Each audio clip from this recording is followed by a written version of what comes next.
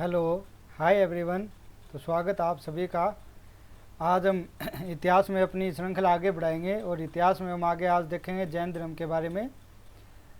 तो आपने थंबनेल तो देख ही लिया होगा कि आज हम क्या पढ़ने वाले हैं। तो चलिए बिना किसी देरी के अपनी क्लास शुरू करते हैं और आप इस क्लास को बताइएगा आपको ये कैसी लगी पूरी देखने के बाद, कमेंट ज़रूर कीजिएगा। तो चलिए शुरू करते हैं अपना जैन धर्म।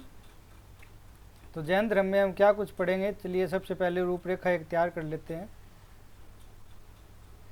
तो जैन धर्म में हम देखें सबसे पहले एक सामान्य परिचय।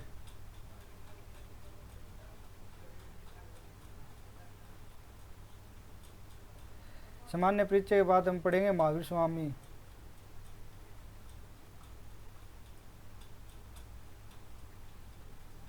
और महावीर स्वामी में उनकी जीवनी।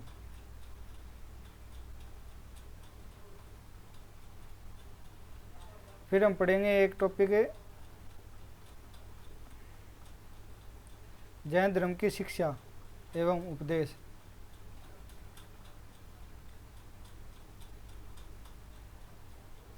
उसके बाद हम देखेंगे जैन संघ के बारे में।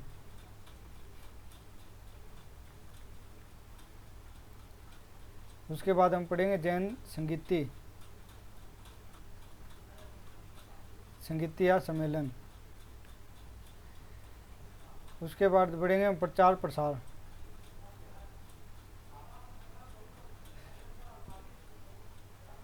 और मैंने जब बौद्ध धर्म कराया था तो मैंने एक टॉपिक बताया था कि जैन धर्म के साथ समानता और असमानता बिंदु।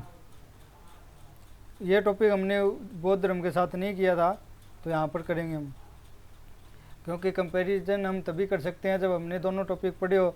तो उस समय तो हमने जैन धर्म पढ़ा नहीं था, तो मैंने आपको ये बोला था कि अगर हो सका तो इसके साथ करवा दूंगा, वरना मैं जब जैन धर्म करवाऊँगा तब करवाऊँगा। तो ये टॉपिक अब यहाँ करेंगे। तो आप एक बार बौद्ध धर्म को ज़रूर देखना, बौद्ध धर्म वाली जो मेरी क्लास है उसको देखना। तो इतने टॉपिक हम इसमें पढ़ेंगे। जैन धर्म में एक सामान्य परिचय देखेंगे जैन धर्म के बारे में, महावीर स्वामी जी के बारे में देखेंगे, उनकी जीवनी देखेंगे, जैन धर्म की शिक्षा के और उपदेश क्या क्या थे, जैन संघ क्या था, जैन संघ किस प्रकार कार्य करता था, जैन संगीति देखेंगे, इनका जैन धर्म का प्रचार प्रसार देखेंगे कहाँ कहाँ पर हुआ था, और भी बहुत सारी चर्चाएँ करेंगे। तो चलिए शुरू करते हैं जैन धर्म का एक सामान्य परिचय और देखते हैं सामान्य परिचय के बारे में।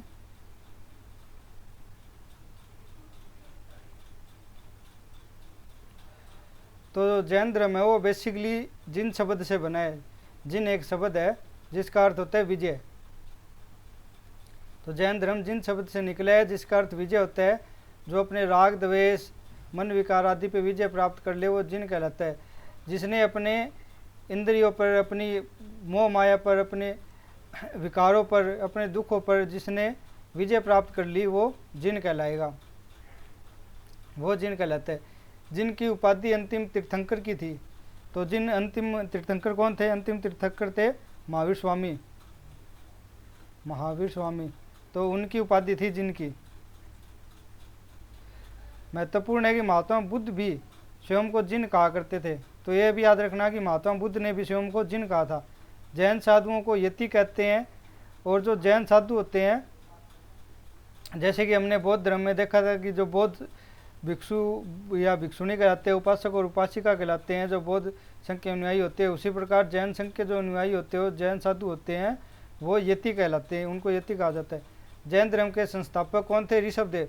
तो ये बात आप नोट करना कि जैन धर्म के जो संस्थापक है वो महावीर स्वामी नहीं है, वो थे ऋषभदेव। इसके महावीर स्वामी इसके 24वें तीर्थंकर थे।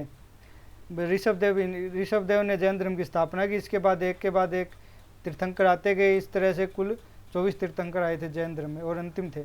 वहीं महावीर स्वामी जैन आंदोलन के प्रवर्तक थे, यानी एक पथ प्रदर्शक थे, एक दिशा देने वाले, एक गाइड थे, एक तरह से हम इनको बोल सकते हैं। अब एक शब्द आगे तीर्थंकर। या तीर्थंकर क्या होता है? तो कुल 24 तीर्थंकर या वीतराग हुए। तो 24 तीर्थंकरों के बारे में जानकारी है। जैन धर्म में जो 24 तीर्थंकर कौन कौन हुए थे। तीर्थंकर का अर्थ उस निमित्त से है जो मानव को संसार रूपी सागर से पार उतारे। तो तीर्थंकर किसको बोला गया है? तीर्थंकर उसको बोला गया है जो मनुष्य होता है, उसको जो संसार रूपी जो सागर होता है, संसार रूपी जो माया होती है, उसको उससे बाहर निकाल दे, तो वो तीर्थंकर कहलाता है। पूज्य होने के कारण तीर्थंकरों को अरहत भी कहा गया है। तीर्थंकरों का एक अन्य नाम क्या है? अरहत। 1 से 22 तक तीर्थंकरों की ऐतिहासिकता संदिग्ध है। पहले तीर्थंकर जिनकी ऐतिहासिकता सिद्ध हो चुकी है एवं 23वें तीर्थंकर पार्श्वनाथ है। तो पहले तो कौन है? पहले तो है ऋषभदेव। तो पहले तो है ऋषभदेव।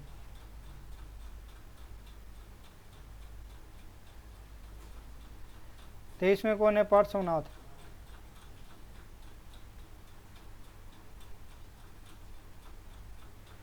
और 24 में कौन है? महावीर स्वामी।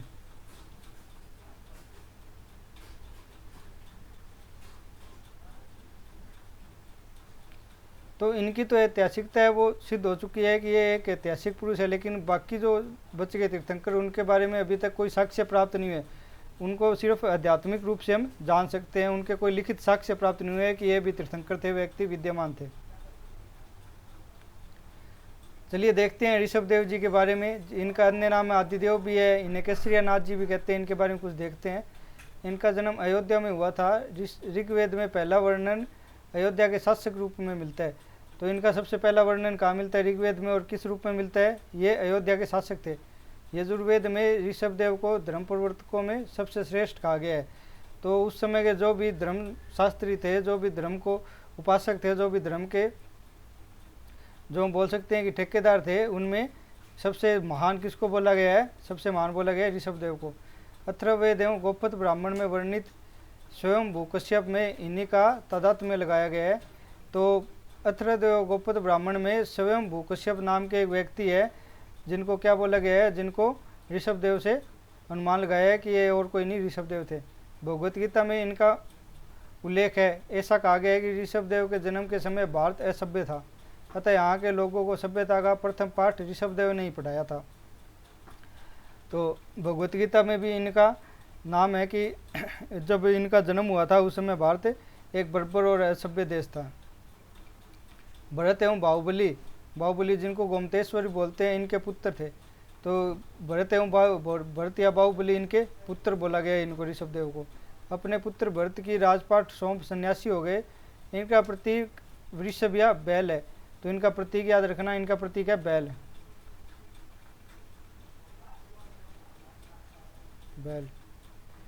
मूर्तिकला में इनको केशी रूप अर्थात कुटिल केशों से अंकित किया गया है। तो इनकी जो मूर्तियां बनी हुई है ऋषभदेव जी की, तो उनमें इनको अत्यधिक केशों के साथ, बालों के साथ दिखाया गया है, इसलिए इनको केसरियानाथ का है। तो केसरियानाथ की उपाधि क्यों पड़ी है? क्योंकि इन्हें घनिष्ठ बालों के साथ दिखाया गया है। जैनियों के लिए ऋषभदेव उनके धर्म के प्रथम तीर्थंकर है। तो हिंदुओं के लिए विष्णु का अवतार है। इनकी मृत्यु कैलाश पर्वत पर हुई थी। तो ऋषभदेव को जैनी जो लोग हैं वो अपने प्रथम तीर्थंकर के रूप में मानते हैं, वहीं पर जो हिंदू लोग हैं वो इनको विष्णु का अवतार मानते हैं।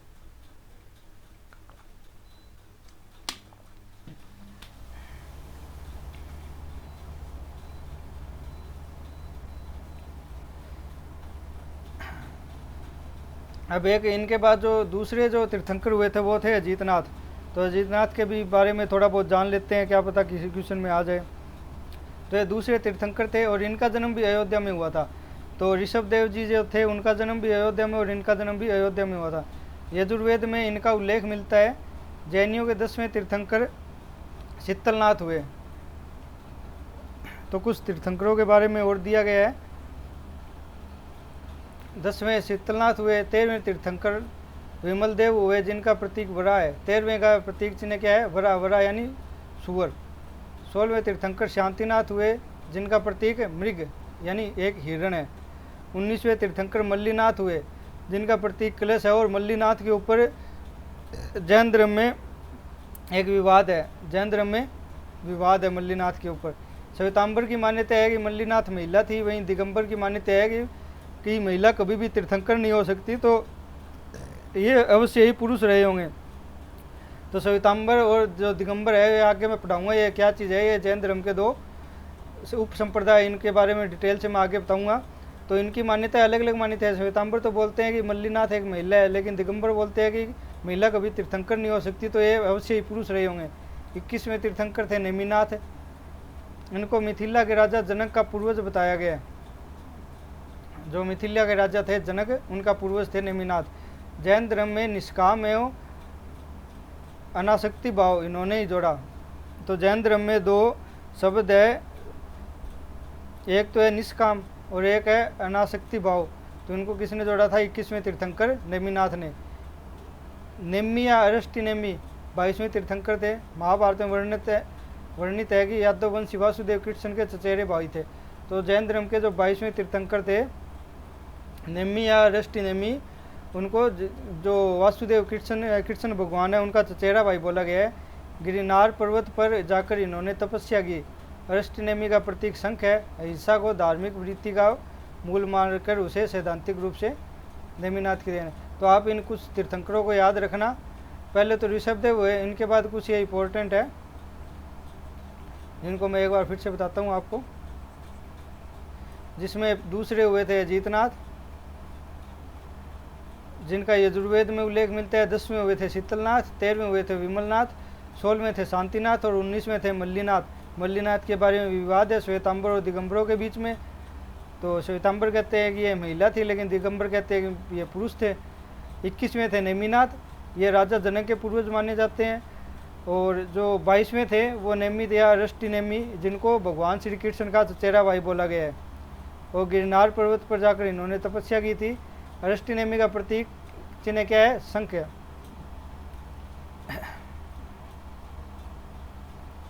आगे है 23वें तीर्थंकर पार्श्वनाथ जी। 23वें है पार्श्वनाथ जी। इनके बारे में देखते हैं, थोड़ा जीवनी देते हैं। तो इनके पिता कौन थे? बनारस के राजा अशोकसेन। बनारस के राजा अशोकसेन इनके पिता थे। माता थी वामा, पत्नी थी प्रभावती। यह कौन थी? कुशलस्थ की राजकुमारी थी। एक कुशलस्थ नाम की जगह है, वहाँ की ये राजकुमारी थी। इनकी उपाधियाँ हैं। इनकी उपाधियाँ क्या है? पुरुपादनियम या महान पुरुष। पुरुपादनियम को क्या बोला जाता है? महान पुरुष। निर्ग्रंथ, सांसारिक बंधनों से जो मुक्त हो चुका हो, जो सांसारिक मोह माया से परे हो चुका हो, उसको बोलते हैं निर्ग्रंथ, सभी बंधनों से मुक्त। और एक थी कोटि सदायिनी। कोटि सदायिनी जो कि जिसका मतलब क्या होता है? सर्वजन प्रिय, जो सभी आम लोगों में प्रिय हो, सर्वजन प्रिय, जिसको कोटि सवाणीय कहते हैं। एक थी पुरुपादनियम, जिसको महान पुरुष, जो पुरुषों में सबसे महान हो। एक थी निर्ग्रंथ। इनका जो प्रतीक चिन्ह था वो था सर्प, सांप इनका प्रतीक चिन्ह है। तो पार्श्वनाथ जैनियों के 23वें तीर्थंकर थे। इन्होंने 30 वर्ष की आयु में गृह त्याग किया था और 83 दिन तक समेध शिखर पर्वत पर कठोर तप किया। 84वें दिन ज्ञान प्राप्ति हुई। यह पर्वत का नाम आज पार्श्वनाथ पर्वत है। तो पार्श्वनाथ जी के नाम पर इन्हीं के नाम पर इस पर्वत का नाम आज क्या है? पार्श्वनाथ पर्वत है। और ये जैन धर्म के 23वें तीर्थंकर के 30 वर्ष की आयु में उन्होंने अपने घर को छोड़ दिया था और 83 दिन तक घोर तपस्या की। और 84वें दिन इनको ज्ञान प्राप्त हुआ और इन्होंने तपस्या यहाँ की समेध शिखर पर। ज्ञान प्राप्ति के बाद वे निर्ग्रंथ कहलाए, यानी कि ज्ञान प्राप्ति के बाद निर्ग्रंथ कहलाए, यानी कि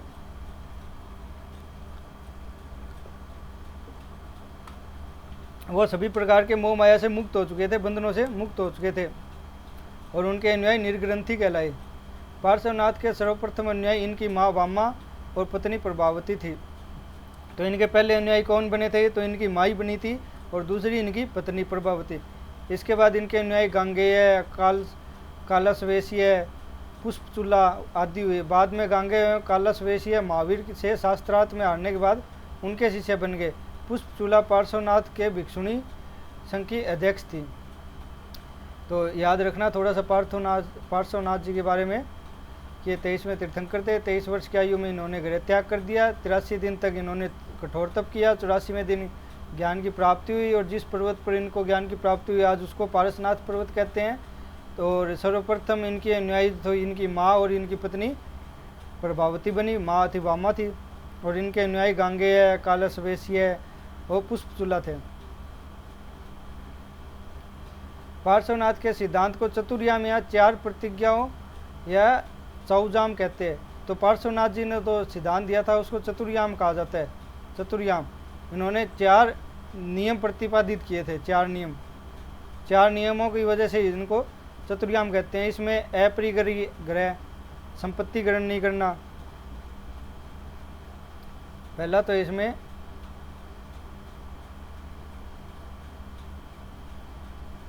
अपरिग्रह, अपरिग्रह का मतलब होता है संपत्ति ग्रहण नहीं करना। दूसरा है अहिंसा, अहिंसा यानी हिंसा नहीं करना, लड़ाई झगड़ा नहीं करना, मारपीट नहीं करना। तीसरा है अमृषा, अमृषा यानी झूठ नहीं बोलना, हमेशा सच बोलना, सत्य बोलना। और चौथा है अस्तेय, अस्तेय, अस्तेय क्या होता है? चोरी नहीं करना। तो इन्होंने 4 नियम दिए थे कि आप संग्रह नहीं करेंगे संपत्ति का, हिंसा नहीं करेंगे, झूठ नहीं बोलेंगे और चोरी नहीं करेंगे। और महावीर स्वामी ने एक 5वां नियम जोड़ दिया। क्या जोड़ा? ब्रह्मचर्य का, कि आप ब्रह्मचर्य का पालन करेंगे। और जब ब्रह्मचर्य का इन्होंने ये 5वां नियम जोड़ा तो उसके बाद इसे पंचसखिनी कहा जाने लगा। तो पहले तो चतुर्याम बोलते थे, जब 5वां नियम जोड़ा तो पंचसखिनी कहा जाने लगा। एक जैन भिक्षु का जीवन इन्हीं 5 चरणों में संचालित होता है। तो जो भी जैन भिक्षु होता है वो इन्हीं 5 चरणों के आसपास इर्द गिर्द अपने जीवन का संचालन करता है। महावीर ने वस्त्र त्याग एवं कठोर तपचर्या को भी जैन धर्म में सर्वप्रथम स्थापित किया। तो महावीर स्वामी ने सबसे पहले वस्त्रों का त्याग किया था और कठोर तप पर जो है बल दिया था। पार्श्वनाथ ने निर्ग्रंथ संप्रदाय के 4 गणों या संघों में विभक्त या 100 वर्ष की आयु में 73 शिष्यों के साथ पार्श्वनाथ निर्वाण को प्राप्त हुए। यह घटना महावीर की मृत्यु से लगभग 250 वर्ष पूर्व की है। यानी पार्श्वनाथ जी महावीर जी की जब मृत्यु हुई थी तो उससे 250 वर्ष पहले किया। यानी इनके जन्म से लगभग 180 साल पहले इनकी मृत्यु हो गई थी, इनको निर्वाण प्राप्त हो गया था। तो आप पार्श्वनाथ जी के बारे में भी थोड़ी बातें याद रखना। ये 23वें तीर्थंकर थे। इनकी माता कौन थी, पिता कौन थे, थोड़ा मैं फिर से बता देता हूँ। तो इनके पिता थे बनारस के राजा अशोकसेन, माता थी वामा, पत्नी थी प्रभावती और इनकी उपाधियाँ थी, प्रतीक था इनका सर्प।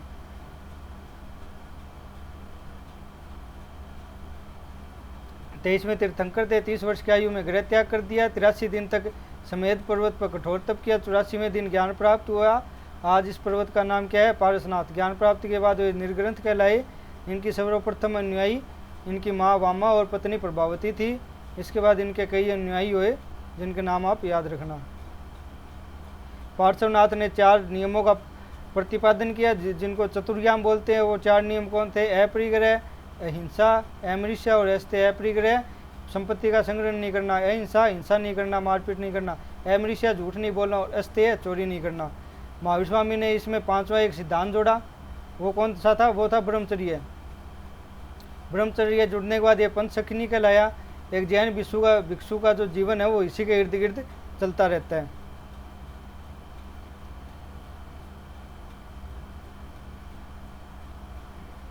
अगले हैं 24वें तीर्थंकर महावीर स्वामी, 24वें और अंतिम तीर्थंकर। इनके बारे में जान लेते हैं थोड़ा, इनके बारे में आप याद रखना।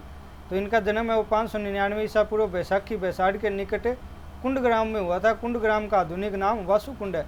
तो इनका जन्म कब हुआ था? 599 में,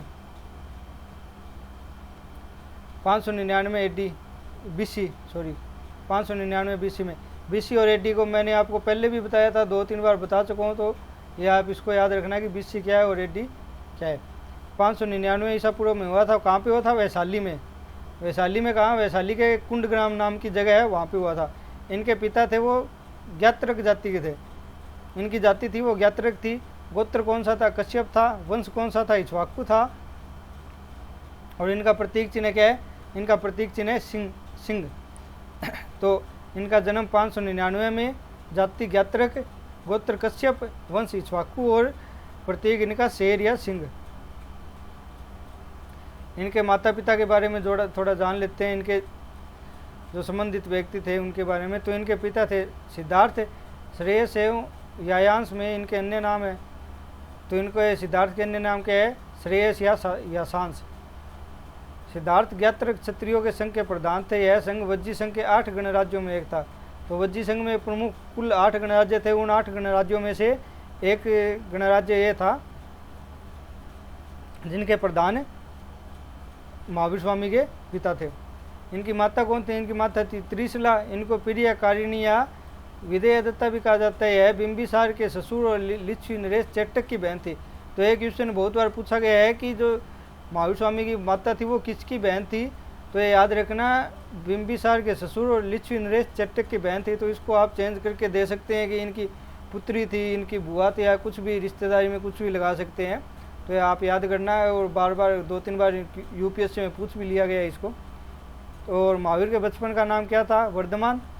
और इनके अन्य नाम क्या है? विदेह है, वैशाली है, वैशाली के जीवंत स्वामी, शरमण, निगंठ नाट पुत्र। और इनकी पत्नी थी यशोदा। यशोदा कौन थी? है कुंडिया गोत्र की थी। तो आप गौतम बुद्ध से इनका मिलान करेंगे तो आप कंफ्यूज मत हो जाना, क्योंकि गौतम बुद्ध में जो उनका बचपन का नाम था वो था सिद्धार्थ, उनकी पत्नी का नाम था यशोधरा, और इनकी पत्नी का नाम है यशोदा। तो आप इनको याद रखना। महावीर स्वामी के भाई बहन कौन थे? तो नंदीवर्धन इनका भाई था और सुदर्शना इनकी बहन थी। नंदीवर्धन बड़ा था, तो जब इन्होंने गृह त्याग किया था सन्यासी बनने के लिए, तो पिता की जब मृत्यु हो गई तो उसके बाद सिंहासन नंदीवर्धन को ही मिला था। तो यह बात आप याद रखना कि महावीर स्वामी नंदीवर्धन से छोटे थे। इनकी पुत्री का नाम था प्रियदर्शना, या जिसको अणोजा भी बोलते हैं, प्रियदर्शन या अणोजा। इनका विवाह महावीर की बहन सुदर्शना के पुत्र जमाली से हुआ था। अतः जमाली महावीर का दामाद और भांजा था। तो ये मैंने यहाँ पे पीछे जो आपकी वो बहन बताई थी सुदर्शना, इनका पुत्र था जमाली। तो जमाली के साथ महावीर स्वामी की जो पुत्री थी प्रियदर्शना, उनका विवाह हुआ था। इन्होंने भी गृह त्याग 30 वर्ष की अवस्था में किया था। पहले कौन से जैन तीर्थंकर ने 30 वर्ष की अवस्था में किया था वे आप बताना? 42 वर्ष की अवस्था में ज्ञान प्राप्ति हुई थी उनको। 87 दिन की अवस्था, 87 दिन के बाद, 83 दिन के बाद 84वें दिन ज्ञान प्राप्त हुआ था। और रिज्जू का पालिका नदी के तट पर साल वृक्ष के नीचे इनका प्रथम उपदेश कहाँ है? राजगृह के विपुलाचल पहाड़ी पर बराकर नदी के तट पर इन्होंने अपना प्रथम उपदेश दिया था। इस घटना को वीर शासन उद्या के नाम से जाना जाता है। तो महावीर स्वामी का जो प्रथम उपदेश था उसको वीर शासन उद्या के नाम से जाना जाता है। वहीं पर हमने पढ़ा था कि महात्मा बुद्ध का जो प्रथम धर्म जो उपदेश था वो धर्मचक्र प्रवर्तन के नाम से जाना जाता है। इस प्रवचन के प्रधान श्रोता के रूप में बिम्सा, चेलना और कुणिक अजातशत्रु की माँ उपस्थित थे। तो इस प्रवचन को सुनने वाले कौन कौन थे? तो बिम्बसार थे, चेलना थी, और कुणिक जो अजातशत्रु की माँ थी वो थी। इन्होंने प्रथम अपना वास कहाँ गुजारा? वर्षावास, अस्थिग्राम में। वर्षावास मैंने आपको पिछली कक्षा में बताया था एक, कि वर्षावास एक तरह का नियम होता है जिसमें बारिश के 4 माह जो होते हैं वहाँ पर वो एक जगह रुककर विश्राम करते हैं, और 8 माह है, शेष 8 माह में अपने धर्म का प्रचार प्रसार करते हैं। तो ये था वर्षावास। और इनका जो अंतिम वर्षावास है वो कहाँ हुआ था? पावापुरी में। तो इनके बारे में कुछ फैक्ट याद रखना, जैसे कि हमने गौतम बुद्ध के बारे में याद रखा था। इनके पिता कौन थे, माता कौन थी, इनकी उपाधियाँ कौन थी, पत्नी कौन थी, पुत्री का क्या नाम था, और इनका प्रथम उपदेश, इनका प्रथम वर्षावास, अंतिम वर्षावास, ये कुछ फैक्ट है। इनका प्रथम शिष्य जमाली था, प्रथम शिष्या चंदना थी, जो महावीर भिक्षुणु संघ की प्रमुख भी थी। प्रथम गणधर कौन थे? गौतम स्वामी। संघ का प्रथम विच्छेदक जमाली, द्वितीय विच्छेदक तिसगुप्त। ये विच्छेदक क्या होता है? विच्छेदक होता है संघ को तोड़ने वाला। तो प्रथम प्रयास संघ को तोड़ने का किसने किया था? तो इनके जो भांजा या दामाद जो थे वो जमाली इन्होंने किया था। और दूसरी बार संघ में फूट डालने का कार्य किसने किया था? तिसगुप्त ने। महावीर स्वामी की मृत्यु 72 वर्ष की अवस्था में दीपावली के दिन पावापुरी में मल्ल राज के शासक शस्तिपाल के राज प्रसाद में 527 ईसा पूर्व में हुई थी। पावापुरी कुशीनगर के समीप वर्तमान का फाजिल नगर है। तो पावापुरी क्या है? जो आज का वर्तमान का फाजिल नगर है वो पावापुरी था उस समय। तो इनकी मृत्यु याद रखना 72 वर्ष की आयु में 527 ईसा पूर्व, जन्म 599 ईसा पूर्व ईस्वी पूर्व, इनकी मृत्यु 527 ईस्वी पूर्व हुई थी। तो थैंक यू, आज बस इतना ही। कल हम इससे आगे की देखें, महावीर स्वामी के जीवनी के बारे में देखेंगे, और आगे जो हमने जो खंडवार जो विभाजन किया था एक एक खंड को देखेंगे। बाय।